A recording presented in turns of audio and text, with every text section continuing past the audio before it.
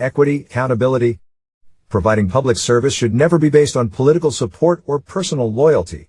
Government employees and elected officials should not use information obtained through the performance of their public duties for personal political gain, financial benefit, retaliation, or public notoriety for themselves, their employers, family members, political allies, or friends.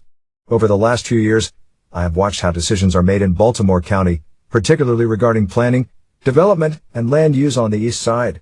At one point, when I reviewed candidate endorsement questionnaires discussing data centers, I took a full stop. I spoke with residents and labor representatives, and ultimately ended my participation in that endorsement process. I cannot support political, business, or organizational interests over the people who live in District 8 and the protection of our environment. What has been especially troubling is watching the shifting positions surrounding data centers in East Baltimore County. Some East Side politicians have union endorsements, but at what cost to constituents? I also remain concerned about the handling of funding connected to the Revenue Authority and Essex's Rocky Point Golf Course renovation project. Last year, the Banner's Rona Cobell reported that the County Council removed fiscal year 2026 funding tied to the golf course renovation project. Yet it appears public funds may still have been directed to the Revenue Authority through alternative budget categories.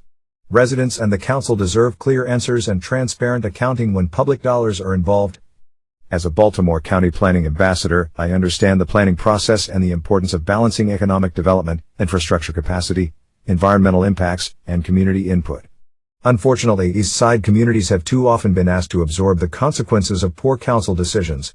I believe several reforms should be considered. Revenue Authority reform. No elected official should serve on the Revenue Authority.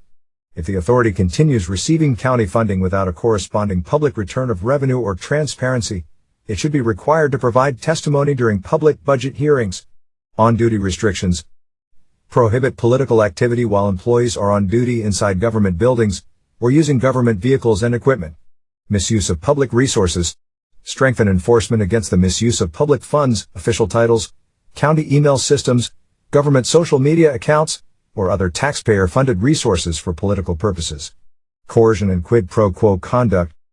Prohibit public officials from offering or implying promotions, contracts, jobs, appointments, or government favors in exchange for political loyalty, campaign contributions, or endorsements. Protection of constituent information.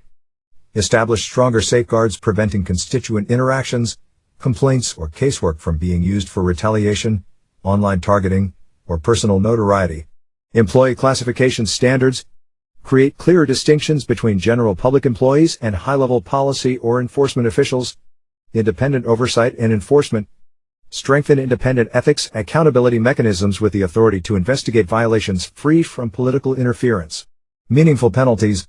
Violations should carry clear and enforceable consequences, including reprimands, fines, suspension, termination, or additional legal review when appropriate. Elected officials and those who work for them should govern fairly while serving the public. Residents should never feel that access to services and information depends on political relationships, donations, or personal loyalty. Once someone is working on the clock, business should be handled in a nonpartisan fashion with transparency. Sharonda Dillard-Huffman is a candidate for Baltimore County Council. Opinion, ethics, equity, accountability.